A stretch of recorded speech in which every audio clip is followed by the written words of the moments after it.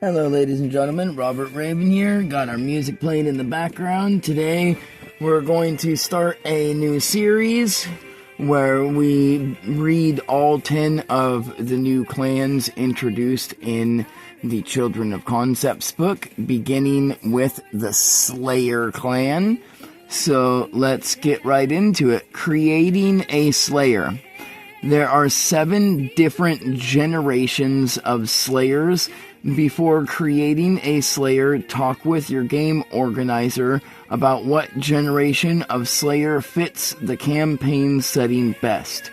First generation Slayers are those taught by a creature that they become the Slayer of. Example, a first generation Dragon Slayer is taught by a dragon. A first generation Demon Slayer is taught by a demon. A first generation Holy Slayer is taught by a holy type creature, and so on. Second generation Slayers are creatures that have a magic item called a Slayer's Heart implanted within their chest, allowing them to gain the abilities of the Slayer that their item is based on. Dragon Heart equals Dragon Slayer, Demon Heart equals Demon Slayer, Holy Heart equals Holy Slayer, and so on. Third generation Slayers are taught by a creature that become the Slayer, they become the Slayer of, and they have a Slayer Heart implanted in their chest of a different Slayer type than what they were taught. Fourth generation Slayers are construct creatures created with a Slayer Heart as their power source, granting them the abilities of whatever Slayer type their heart/power source is based on. Fifth generation Slayers are those who gain their abilities by being taught how to become a Slayer by a creature that is already the Slayer of, or the type of Slayer that they are trying to become. So, a Slayer teaches another Slayer. That's a fifth generation, is you learn from another Slayer. Sixth generation Slayers are those who have consumed either the flesh, organs, and or soul of another Slayer, gaining that Slayer's type and abilities, whether the consumption be willingly or unwillingly. Seventh generation Slayers are those who are born a Slayer due to both of their parents being any generation of Slayer, granting them all Slayer type abilities from both of their parents' Slayer types. And then all Slayer clan traits.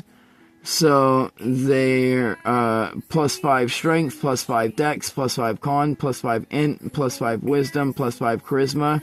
Creature type, any creature type of your choice. Additionally, if you are a 7th generation Slayer, then you gain the same creature type as both your parents. In addition, if you're a 7th generation Slayer, then you also gain the same clan as both your parents.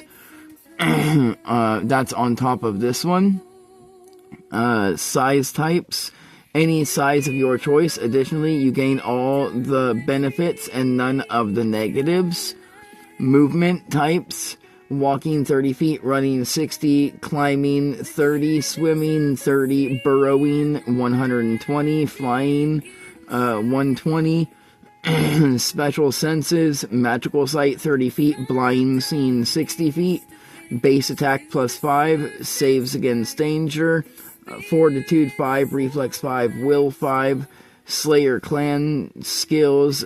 Slayer clan member begins with a number of skill points equal to 8 times 12 plus intelligence mod, and their clan skills are any 10 skills of your choice. Clan trained features. A Slayer clan member begins with 5 trained features in addition to the trained feature gained at first level. Next page. we've got Slayer Clan abilities. Additional combat points. You gain 2 additional combat points. Additionally, at 15th level, you gain an additional amount of combat points equal to half your highest ability modifier, minimum 2. And at 20th level, you gain an additional amount of combat points equal to your highest ability modifier, minimum 2. And whenever your highest ability modifier increases, you gain the same amount of extra combat points equal to the amount of your highest ability modifier increases. Example, if your highest ability modifier is 8 and it becomes 12, then you gain 4 extra combat points. Otherworldly abilities. You gain otherworldly abilities based on your Slayer type. Additionally, your Slayer abilities overcome resistances and immunities. In addition, your Slayer abilities overcome resistances and immunities to status conditions, and any Slayer ability that you use that causes a curse or disease, that curse or disease becomes permanent. Slayer weapon. For the cost of 1 combat point and 5 mana points, you can summon one of the following 3 weapons. Additionally, any creature of your Slayer type that is hit by one of these weapons takes double damage. In addition, the summoned weapon bypasses a creature of your Slayer type's resistances and immunities. +5 Longbow of Slaying. This weapon has the trip property. This weapon grants its wielder a +5 to all saves against danger and damage that they make while wielding this weapon. 8 plus or your highest ability modifier, magical otherworldly damage. This longbow does not require ammunition and has a range of 0 through 600 feet. Additionally, for the cost of 3 combat points and 25 mana points, you can unleash a beam of magic from this bow that is 30 feet wide by 120 feet long. All hostile creatures within this affected area take 25 plus your highest ability modifier, magical otherworldly damage, and that creature must make a reflex save against danger. On a successful save, the creature is pushed back up to 15 feet in any direction of your choice. On a failed save, the creature becomes affected by the paralyzed condition until the end of your next turn. In addition, for the cost of 5 combat points and 50 mana points, you can unleash a beam of magic from your bow that is at 30 feet wide by 120 feet long. All hostile creatures within this affected area take 50 plus your highest ability modifier, magical otherworldly damage, and that creature must make a fortitude save against danger. On a successful save, the creature is paralyzed until the end of your next turn. On a failed save, the creature becomes affected by the petrified condition for a number of minutes equal to your highest ability modifier. The next weapon is Longsword of Slaying. This weapon has the incorporeal property. This weapon has a flying/floating speed of 30 feet. This weapon grants the wielder a +5 to all of its saves against danger and damage that they make while wielding this weapon. 8 plus your highest ability modifier, magical otherworldly damage. Additionally, any hostile creature hit by this weapon cannot regain health or mana points until the end of your next turn. In addition, you gain an amount of health and mana points equal to the amount of damage dealt by this weapon. If this would bring you above your maximum health or mana, then you gain an amount of temporary health or mana points equal to the amount that would have gone over your maximum. These temporary points are reduced to 0 upon taking a successful long rest. And the last weapon is the +5 Scythe of Slaying. This weapon has the heavy property. This weapon grants its wielder a +5 to all saves against danger and damage that they make while wielding it. While wielding or carrying this scythe, you gain resistance to all damage, 12 plus your highest ability modifier, magical otherworldly damage. Additionally, this weapon has strength sapping. Whenever a creature is hit by this weapon, that creature's strength is reduced by 1 until that creature takes a successful short or long rest. In addition, this weapon has dexterity sapping. Whenever a creature is hit by this weapon, that creature's dexterity is reduced by 1 until that creature takes a successful short or long rest. And then the next ability is Slayer Sense.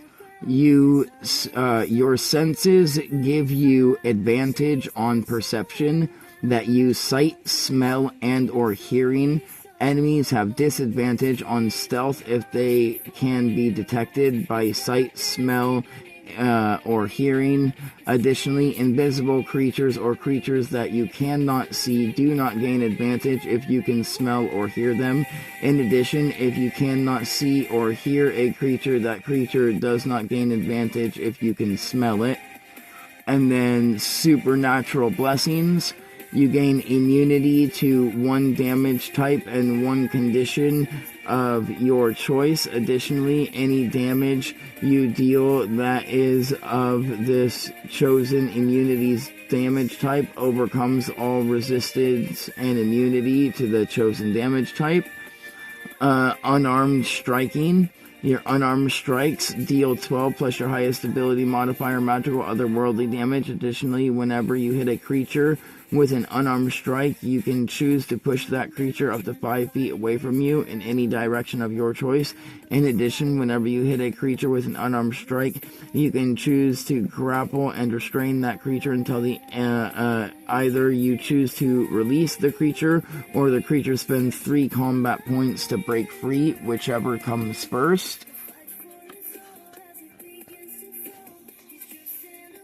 And then the next ability is Rejuvenation. You gain the ability to eat 1 damage type of your choice if you are targeted by an attack spell, magical effect, magical ability, etc., or if you are in an affected area of an AoE effect, spell, ability, etc. that is of the same damage type that you can eat for the cost of 1 combat point and 10 mana points. You can inhale and eat the damage type, negating the effects. This also makes you feel rejuvenated, and you gain a number of health and mana points equal to the amount of damage that would have been dealt, plus your total character level. You may also eat your damage type from the environment within a 60-foot radius of yourself. If you eat your damage type from the environment, then you gain the same benefits as if you had eaten it from another source. Additionally, at 3rd level and every 3rd level, therefore, you may choose 1 damage type that you have not already chosen, and you may gain the ability to eat that damage type. In addition, at 10th level, you gain resistance to all damage types that you can eat, and at 20th level, you gain immunity to all damage types that you can eat. Next is Elemental Embodiment. For the cost of 1 combat point and 10 mana points, you can become one of the following elements for a number of minutes equal to your highest ability modifier. These minutes need not be consecutive, but must be in at least 1 in-game minute increments.